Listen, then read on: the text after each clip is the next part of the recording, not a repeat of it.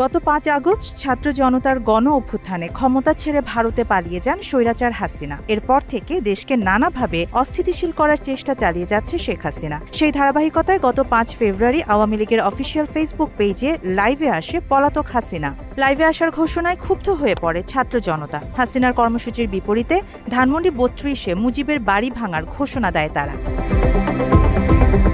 গতকাল রাত ৯টা থেকে মুজিবের বাড়ি ভাঙার কর্মসূচি শুরুর কথা থাকলেও রাত ৮টা থেকে ৩২-এর বাড়ি ভাঙচুর শুরু করে বিক্ষুব্ধ ছাত্র জনতা। মুজিবের এই বাড়ি ভাঙার মধ্য দিয়ে ফ্যাসিবাদের মূল উৎপাটন করা হয়েছে বলে মনে করছেন তারা। তবে এর সমালোচনাও করছেন কেউ কেউ। তবে অনেকেই বলছেন হাসিনার পাপের ফলাফল ভোগ করছে আওয়ামী লীগ, বাদ যায়নি মুজিব নিজেও।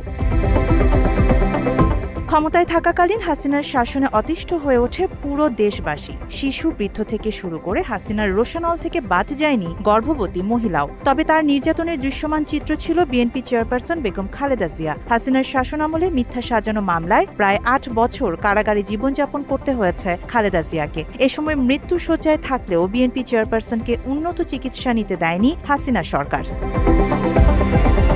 তবে সবচেয়ে হৃদয় বিদারক ঘটনা ঘটে ২০১০ সালে। সে বছরের ১৩ নভেম্বর বেগম খালেদা জিয়াকে টেনে হিচড়ে মইনুল রোডের ৬ নম্বর বাড়ি থেকে বের করে দেওয়া হয়েছিল। শহীদ প্রেসিডেন্ট জিয়াউর রহমানের স্মৃতিধন্য এই বাড়িটি রাতের অন্ধকারে খালি করা হয়, আর সেই ঘটনাটি আজও দেশের মানুষের মনে গভীর প্রভাব রেখে গেছে। বাড়িটি বুলডোজার দিয়ে গুড়িয়ে দিয়েছিল হাসিনা প্রশাসন।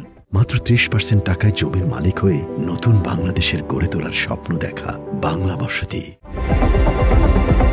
তারপর দিন বেগম খালেদা জিয়া এক সংবাদ সম্মেলনে উপস্থিত হয়ে অঝরে কেঁদে বলেছিলেন কার কাছে তিনি বিচার চাইবেন। দীর্ঘদিনের সংসারের সকল মালামাল রেখে তাকে এক কাপড়ে বাড়ি থেকে বের করে দেয়া হয় সেদিন।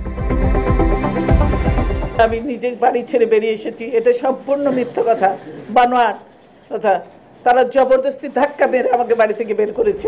তিনি আরো বলেন তার বেডরুমে দরজা ভেঙে তাকে রীতিমতো টেনে হিঁচড়ে বের করে দিয়েছে। পুরুষ মানুষ হয়ে বলেছে ওনাকে কোলে করে তুলে নিয়ে আসেন। পুরুষ মানুষ হয়ে বলছে যে জোর করে ওনাকে উঠিয়ে নিয়ে আসেন, জোর করে দরকার হলে ওনাকে কোলে উঠিয়ে নিয়ে আসেন। এছাড়া ধাক্কা দিয়ে তাকে গাড়িতে তোলা হয় বলেও জানান খালেদা জিয়া। সেদিন এই অন্যায়ের বিচারের ভার মহান আল্লাহ ও দেশবাসীর উপর ছেড়ে দিয়েছিলেন বিএনপি চেয়ারপারসন। আমি এর বিচারের ভার মহান আল্লাহ ও প্রিয় দেশবাসীর উপর ছেড়ে দিলাম। একই দিনে সাবেক প্রধানমন্ত্রী শেখ হাসিনা দম্ভের সঙ্গে গণমাধ্যমে বলেছিলেন প্রতিজ্ঞা করেছিলাম ওই ক্যান্টনমেন্টে আর বসবাস করা লাগবে না, যেদিন সুযোগ পাবো বের করে দেব, বের করেও দিয়েছি, শেষ। সেদিন প্রতিজ্ঞা করেছিলাম যে ওই ক্যান্টনমেন্টে আর বসবাস করতে হবে না, যেদিন সময় পাবো বের করে দেব। সেদিন বেগম খালেদা জিয়ার প্রতি কারো বিবেকবোধ কাজ করেনি এবং কেউ সেই অবিচারের প্রতিবাদও করেনি। তবে আজও সেই ঘটনাটি দেশের রাজনৈতিক ইতিহাসে এক বেদনাদায়ক অধ্যায় হয়ে রয়েছে। বেগম জিয়া নিজেই নিজের বিচার মহান আল্লাহ ও দেশের জনগণের কাছে ছেড়ে দেন।